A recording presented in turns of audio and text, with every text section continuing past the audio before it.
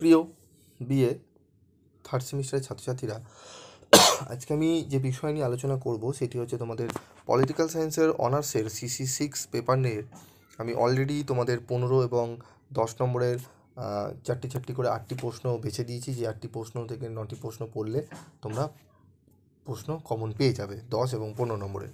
তো এই ভিডিওতে আমি তোমাদের দেব ছোট প্রশ্ন। অনেকেই তোমরা রিকোয়েস্ট করছো লাস্ট ফিউ মিনিটসে একদম ছোট প্রশ্নগুলো যদি বলে দেন তাহলে খুবই উপকৃত হই। তো এরকমই আমি তোমাদের ছোট প্রশ্ন বলে দিচ্ছি, তোমরা প্রশ্নগুলো একটু দেখো এবং সাথে উত্তরগুলো দেখে নাও। তো দেখো, important short question with answer. তুলনামূলক রাজনীতি পাঠে পরিসংখ্যানমূলক পদ্ধতির দুজন প্রবক্তার নাম লেখো। দেখে নাও তোমাদের জেমস স্মিথ, ওয়াডাম ও বোগারাস।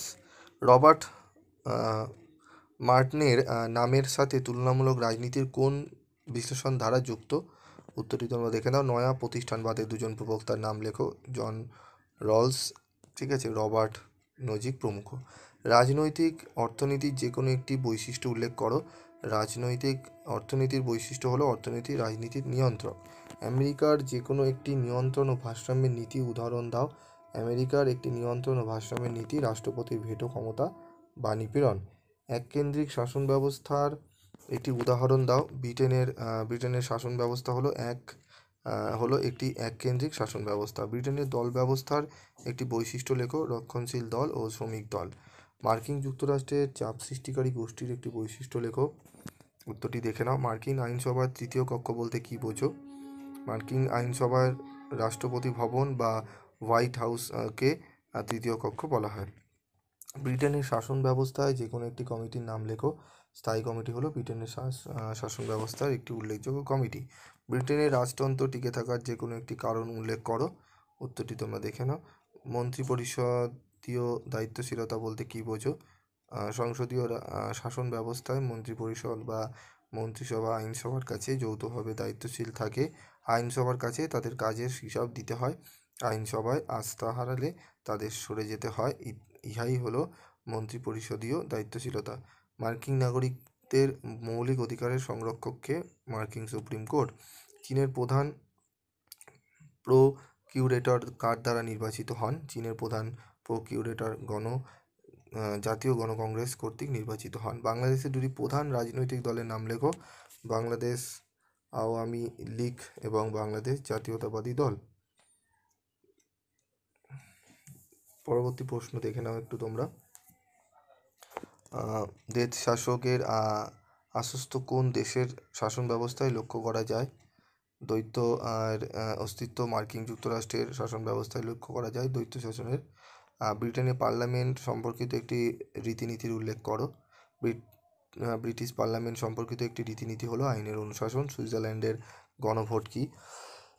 গণভোটের অর্থ হলো জনগণের ভোট। সুইজারল্যান্ড হলো প্রত্যক্ষ গণতন্ত্রের দেশ, যেখানে জনগণ যে সব পদ্ধতির মাধ্যমে প্রত্যক্ষভাবে শাসন কার্যে অংশগ্রহণ করে তাদের মধ্যে উল্লেখযোগ্য হলো গণভোট। বাংলাদেশের দল ব্যবস্থার একটি বৈশিষ্ট্য লেখো। বাংলাদেশ বহু সংখ্যক রাজনৈতিক দল রয়েছে, তবে এদের মধ্যে দুটি দল প্রধান, বাংলাদেশ আওয়ামী লীগ এবং বাংলাদেশ জাতীয়তাবাদী দল। ব্রিটেনের চাপ সৃষ্টিকারী গোষ্ঠীর একটি বৈশিষ্ট্য লেখো। রাশিয়ার সংবিধান এককেন্দ্রিক না যুক্তরাষ্ট্রীয়? গণসাধারণতন্ত্রী চীনের শাসন ব্যবস্থায় সবথেকে গুরুত্বপূর্ণ কমিটির নাম কি? জাতীয় গণকংগ্রেসের স্ট্যান্ডিং কমিটি। রাশিয়ার রাষ্ট্রপতির মেয়াদকাল কত? 4 বছর। ফ্রান্সের ক্যাবিনেটের সভাপতিত্ব করেন কে? রাষ্ট্রপতি। ব্রিটেনের বিচার ব্যবস্থার যে কোনো একটি বৈশিষ্ট্য উল্লেখ করো। অধিকারের সনদ বিল অফ রাইটস কি? মার্কিন যুক্তরাষ্ট্রের সংবিধান গৃহীত হওয়ার পর প্রথম 10টি সংশোধন হয়। এই সংশোধনের মাধ্যমে ধর্মের স্বাধীনতা, বাক স্বাধীনতা প্রভৃতি কয়েকটি অধিকার স্বীকৃত হয়। এই সংশোধনকে বলা হয় অধিকারের সনদ। চীনের বর্তমান সংবিধানটি কত সালে লিখিত হয়? 1982 সালে। গণপ্রজাতন্ত্রী চীনের রাষ্ট্রীয় ক্ষমতার সর্বোচ্চ সংস্থাটি কি? জাতীয় গণকংগ্রেসের স্থায়ী কমিটি। চীনের রাষ্ট্রীয় পরিষদের সভা আহ্বান ও পরিচালনা করেন কে? সভা আহ্বান ও পরিচালনা করেন প্রধানমন্ত্রী, চীনের প্রধানমন্ত্রী। ফ্রান্সের পঞ্চম প্রজাতন্ত্রের সংবিধানের একটি বৈশিষ্ট্য লেখো। ফ্রান্সের পঞ্চম প্রজাতন্ত্রের সংবিধান লিখিত এবং দুষ্পরিবর্তনীয়। বাংলাদেশের সংবিধানের যে কোনো একটি বৈশিষ্ট্য লেখো। বাংলাদেশের সংবিধান হলো লিখিত সংবিধান। কর্তৃত্বমূলক রাজনৈতিক ব্যবস্থার একটি বৈশিষ্ট্য উল্লেখ করো। কর্তৃত্ববাদী রাজনৈতিক ব্যবস্থার জনগণের স্বাধীনতাকে অস্বীকার করা হয়। যুক্তরাষ্ট্র কাকে বলে?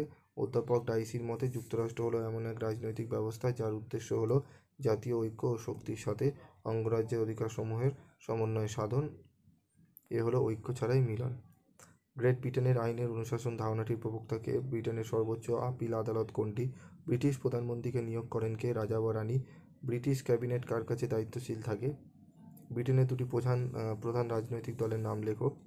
রক্ষণশীল দল এবং শ্রমিক দল। মার্কিন যুক্তরাষ্ট্রের অঙ্গরাজ্যের সংখ্যা কটি? 50টি। বাংলাদেশের দুটি প্রধান, এটা আমি আলোচনা করে দিয়েছি। তুলনামূলক রাজনীতি দুজন প্রবক্তার। তুলনামূলক শাসন ব্যবস্থা ও তুলনামূলক রাজনীতির মধ্যে একটি পার্থক্য নির্দেশ করো। রাজনীতি বলতে মূল্যের কর্তৃত্ব সম্পূর্ণ বন্টনকে বোঝায়, এটি কে বলেছে? David Easton. ঠিক আছে, তো তোমাদের যে প্রশ্নগুলো বললাম এগুলো ভালো করে তোমরা আজকে রাতের মধ্যে খুব ভালো করে অনুশীলন করে নাও। আশা করি তোমরা অনেকটাই উপকার পাবে এবং এরকমই ভিডিও পাওয়ার জন্য তোমাদের অবশ্যই পিবি স্টাডি ক্লাস চ্যানেলটি সাবস্ক্রাইব করে পাশে থাকা বেল আইকনে ক্লিক করে রাখতে হবে। এবং তোমরা যারা 4th সেমিস্টারে অনলাইন ক্লাস নিতে চাইছো তারা নিতে পারো। খুবই সামান্য রেমুনারেশনের বিনিময়ে তোমরা অনলাইন ক্লাস নিতে পারো। এবং তোমাদের যদি অনেকে নিতে নাও চাও, যদি সামর্থ্য হয়তো বলো যে স্যার আমি টিউশন নিতে পারবো না, একটু প্রবলেম রয়েছে আর্থিক অবস্থা থেকে, তাদের চিন্তার কোনো কারণে পিবি স্টাডি ক্লাস ফলো রাখো। সেখানে তোমাদের প্রত্যেকটা চ্যাপ্টারের উত্তর সহ নোটস তোমাদের দিয়ে দেওয়া হবে। যতটা 100% তো দেওয়া সম্ভব নয়, কারণ যারা রেমুনারেশন দিয়ে পড়ছে তারা কি দোষ করেছে, তাই কিছুটা তোমরা পেয়ে যাবে যেগুলো পড়লে তোমরা অন্তত পাসটুকু করে যেতে পারবে, 40 থেকে 50 তুলে নিতে পারবে। কিন্তু 70 থেকে 80%, 90% নাম্বার তুলতে গেলে তোমাদের কিন্তু অনলাইন ক্লাসটি জরুরি। ঠিক আছে, তো আজকের মতো ভিডিওটি শেষ করছি। দেখা হবে পরবর্তী ভিডিও ক্লাসে। সকলে ভালো থেকো, সুস্থ থেকো।